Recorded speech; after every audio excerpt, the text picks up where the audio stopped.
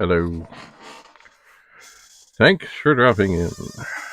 I have in front of me the article written by David Williams, how he used a Vic-20 to reflect light and have it do it to follow the sun. That is my thought, anyway.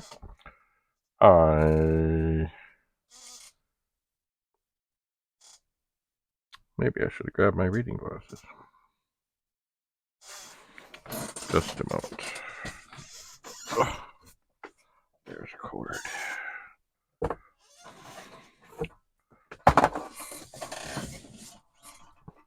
I know. Oh! I know I have some out here.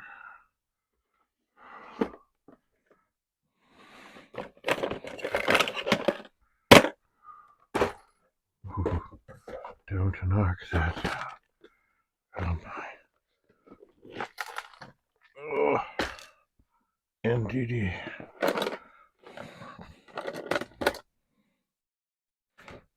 I think these will do nicely. Alright. Excuse me.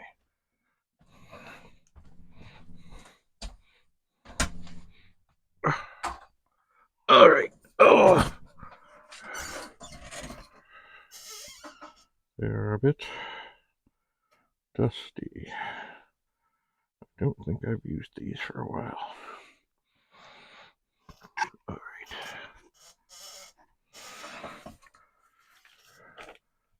Feature, A Time for Reflection by David Williams. It has grown into a nice tree. It's a shame that it blocks so much light from the house. They put up that building in the summer. It didn't get in the way of our sunshine at all. But now it's winter, and we hardly ever see the sun. We'd like to add an extension to the house here, but we decided not to do it because it would make our main living room very dark. Complaints like these are common from homeowners. For various reasons, they experience problems with getting sunlight into their houses. Through bad planning or bad luck, they have to put up with low light levels, and they have to pay substantially to have the problem rectified.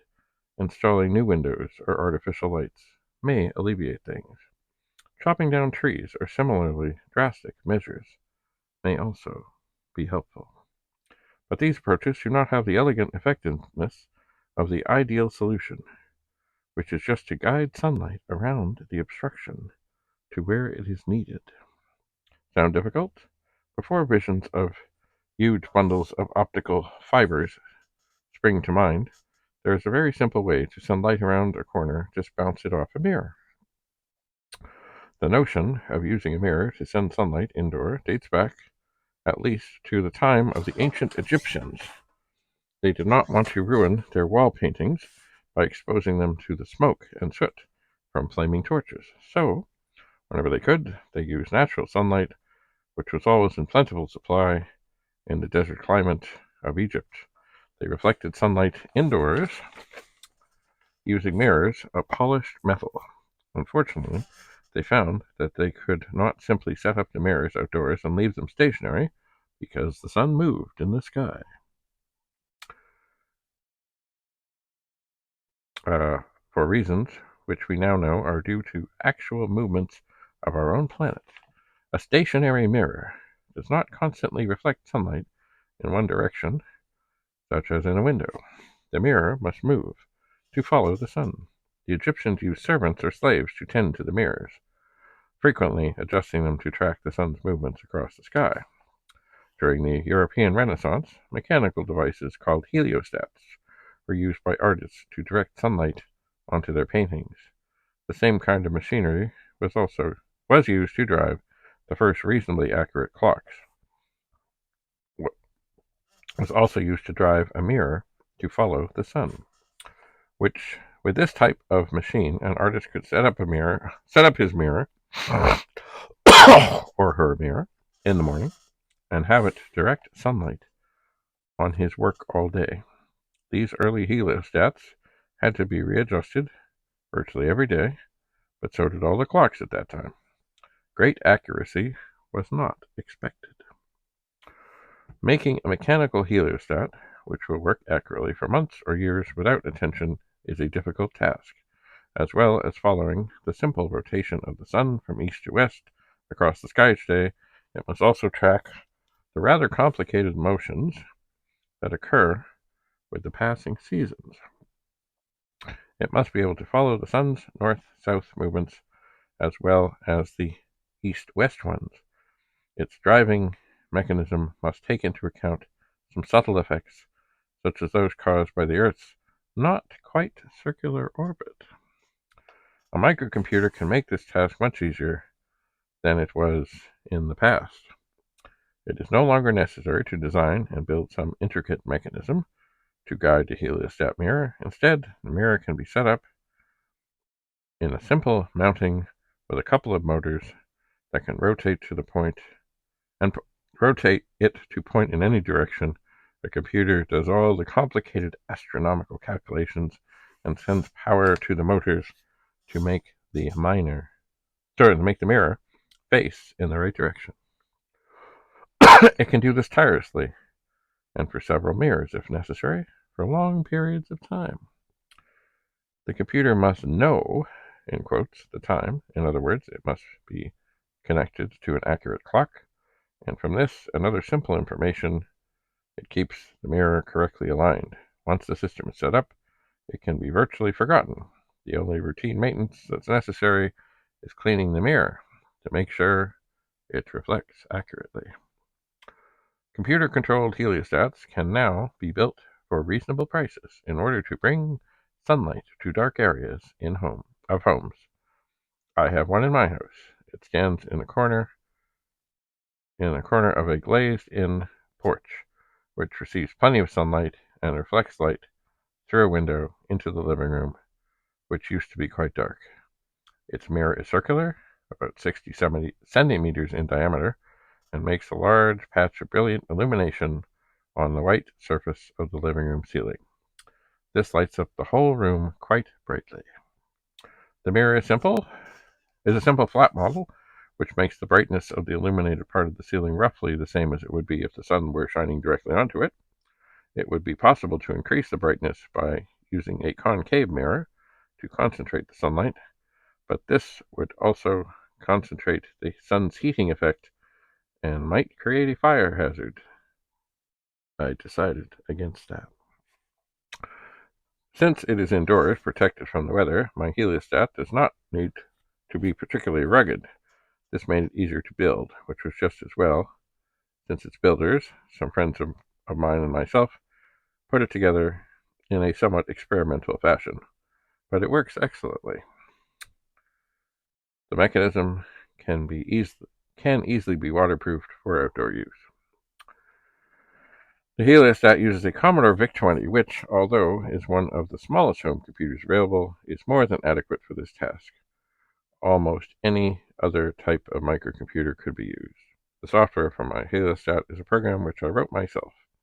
If the circumstances are right, a heliostat can be a very attractive alternative to other methods of illumination. All it needs is a small sunlit location, indoors or out, within sight of the place where the light is needed. Then the sun, real sunlight, will shine in. If you're interested in the software or would like more details, send inquiries to Post Office Box 174, Station Z, Toronto, Ontario, M5M2Z4. Well, I don't know if he still has that post office box. This article there is no date on this, but I know this is from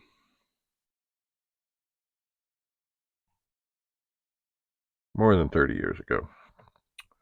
And I say, I've kind of lost track of David Williams, but I should perhaps try and see. There's a fellow in T-Pug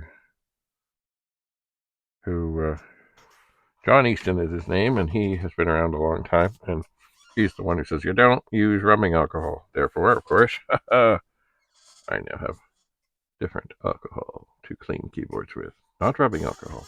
Anyway, he would know what's up, I think, if there has been any tragic developments, I think. Anyway.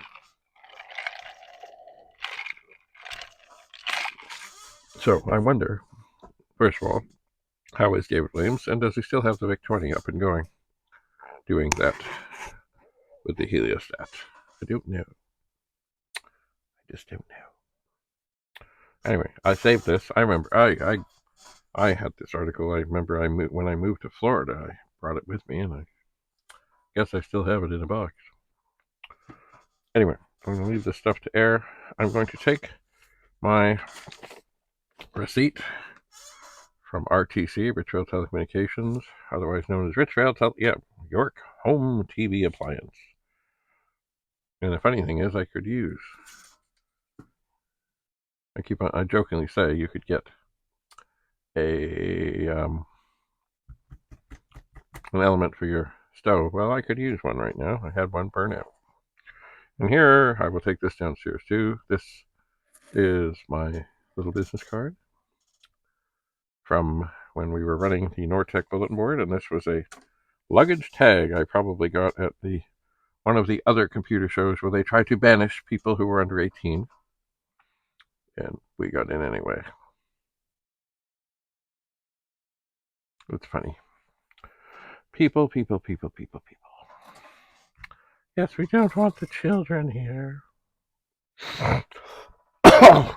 Well, I could understand toddlers, but there was a lot of people at a very young age who were pretty damn brilliant when it came to computers and things. They still are. So do not discriminate by age. Anyway, well, that is that lovely article. I think I need to gather myself and sort out cabling. Well, you know what? It's funny. As this room becomes full again, I've got stuff up here that shouldn't be there. I've got stuff on the... Anyway, I have to figure out and find a cable to hook up that monitor so I can test the 64. Once I can test the 64, I can test the 1541s that I traded the Doritos for.